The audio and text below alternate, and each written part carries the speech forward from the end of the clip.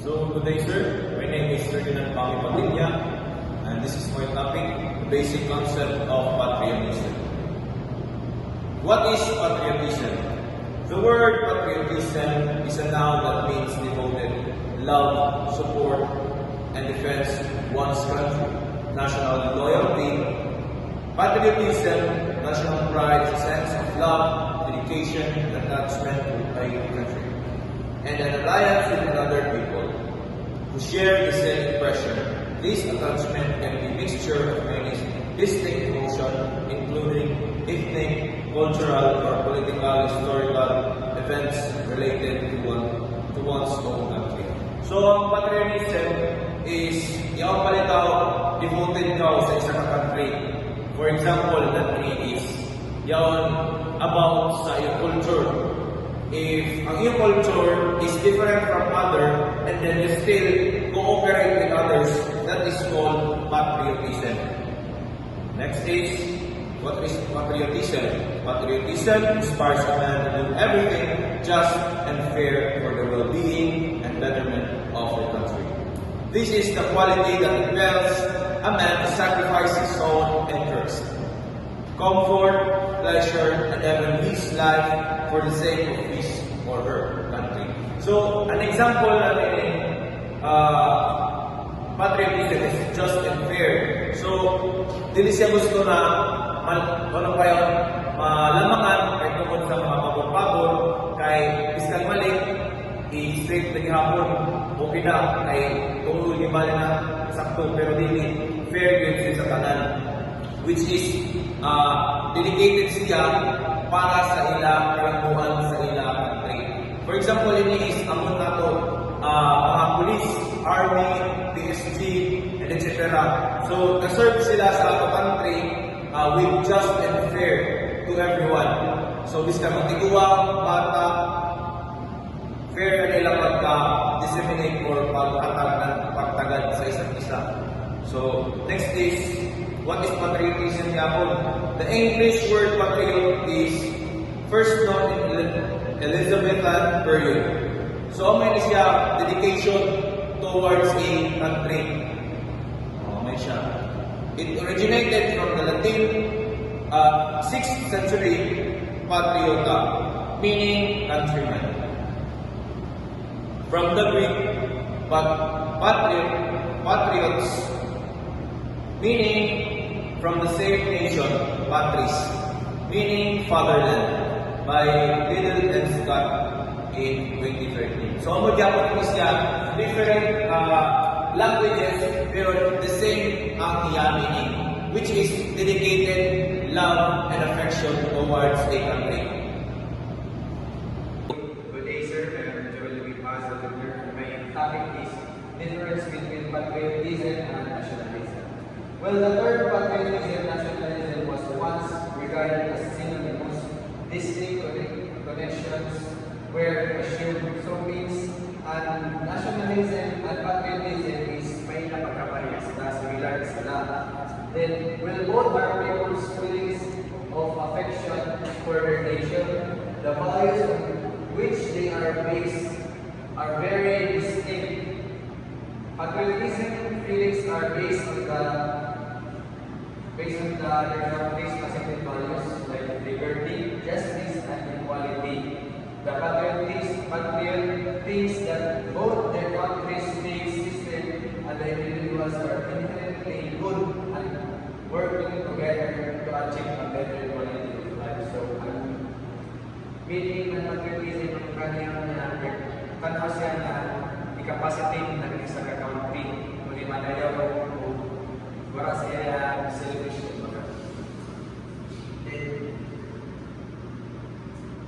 On other hand, nationalism emotion or based on the belief that one's nation is superior to all other. It also holds a connection to other countries' distrust or disapproval, leading to the premise that other states are competitors. So meaning, nationalism is ang nagtatanaw kumbaga sa iya is country, ako rin superior, iya think the other countries na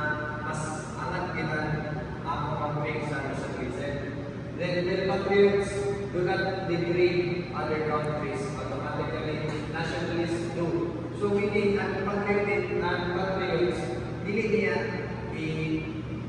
kumbaga dili sa mag-isip na superior na iya country. Kumbaga iya lagi mamatis na sa other country, kumbaga confidence siya, dili siya mag-selfish. Then,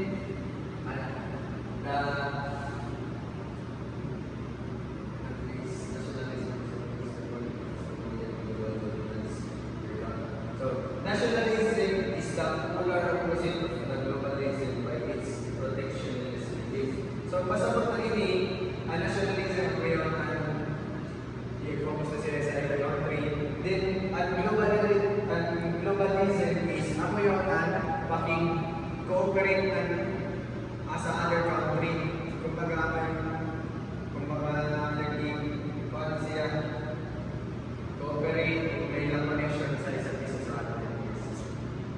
Then ito isa, historically, both positive and negative have been the impacts of nationalism. So may ilang positive and negative effect. Then while is motivating movements of autonomy such as Zionist movement that formed contemporarily Israel, it was also a main factor in the increase of the German Nazi Party and the Holocaust. So, according to C.T.J. Harris, the patriot is proud of his nation for what it does, and the nationalist is proud of his nation when whatever it does. The first approach generates a sense of accountability, and the second of sense of the blind stupidity to war.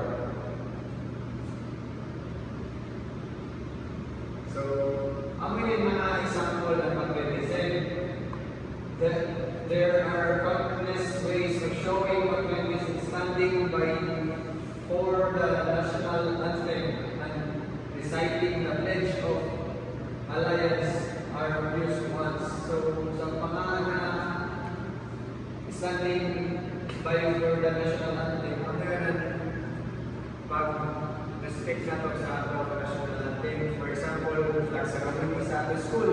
So, kita pag kanta na or execute na ini, so kailangan na mag-stand o mag-execute na properly because ang ato national anthem ang may function na nato love sa ato bansa. Then participating in the representative democracy by registering to vote and voting in election. So isa sa mga simboluhan pag-voto nato sa election ang mga nagpag-patriotism. Kay mag-cooperate mo na magpili kita ng better na maging leader na to. Then volunteering for community service or running for elected government office. So ang example nila for may disaster, then ikaw mag-volunteer ka mag-abang, then obeying laws and paying taxes. Ang yan pag sunod nato sa mga batas o yung magbayad kita ng tax kay para sa bilis sa ato. Then understanding the rights, freedom, and responsibilities contained in the Constitution. So, ako isabot ang mga kung ka matauran, kung ka malayo sa kanan, may freedom, so responsibilities na ito na serve sa bansa.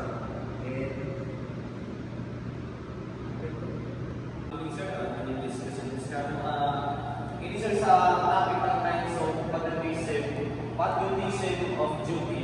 Ang may ginawa ni sir na yun sa katapatan ito ng sir na yun. Kaya ito yung magsakripisyo sa iyong bansa para yung hindi ko mapapatay sa daing bansa.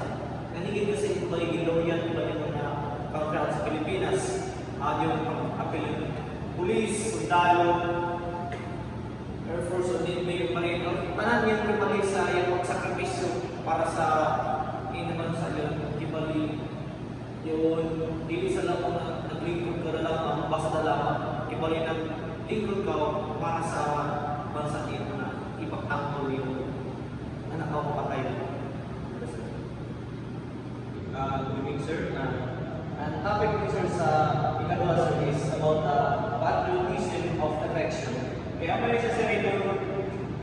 makabayan sa kuan nagmula sa puso ko is kasing-kasing o tungkol sa pwede sa personal na hangarin ninyo na yung para kung yung bansa, ang sa Pilipinas o pulisan ko nung na yung makita ko nung yan bago nung na pagmamahal dito sa isang country.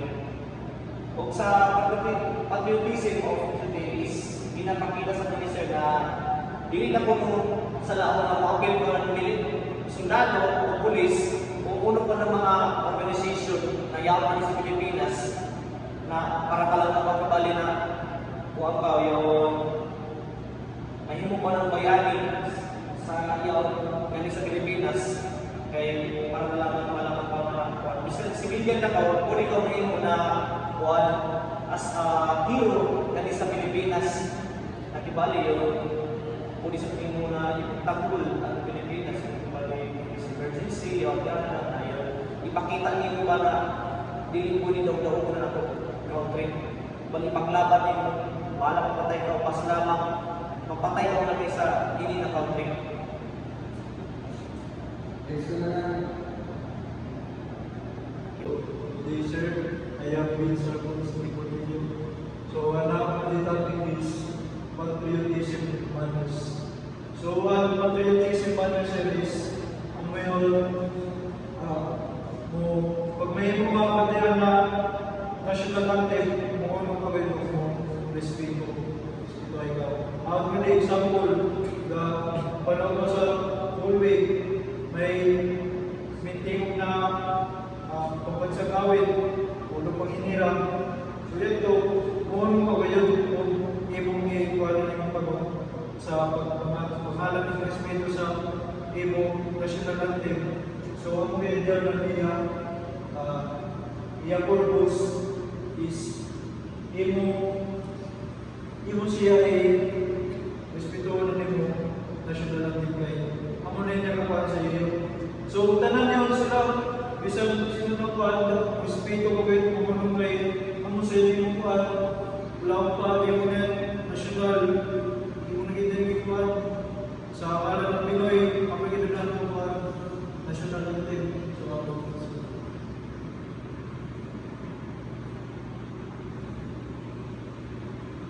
Next is types of patriotism. Personal patriotism. It is emotional and voluntary.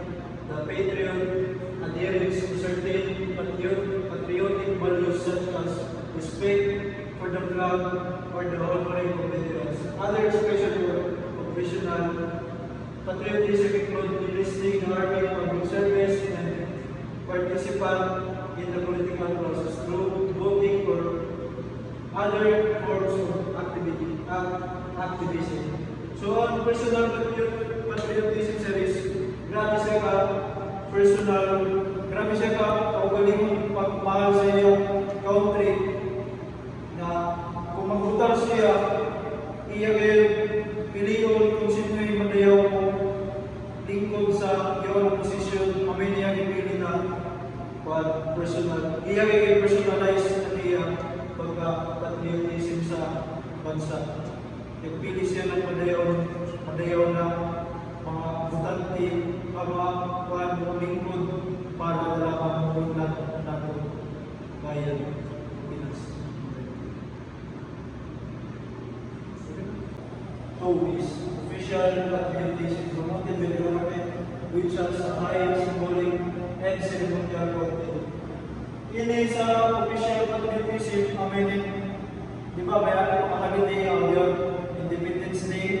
You always, ang Independence Day, may magpalit na mga military, kami sila magpahal sa Lazada to celebrate our national Independence Day. So, mamadali naman sa summer. So, good evening sir, DJ Daw, this is my report. Symbolic patriotism refers to the expression of national pride through symbols, gestures, and traditions rather than direct civic engagement or actions. It involves visual, verbal, and ceremonial displays of loyalty and love for one's country. In wartime, it's intended to raise moral and learn before. So, isa po na symbol ko, like yun sa FIBA, yung mga basketball, bago sila magsugod magduan ng basketball is may ano na magkanta ito ng buwan. Kantaon na ito na national anthem.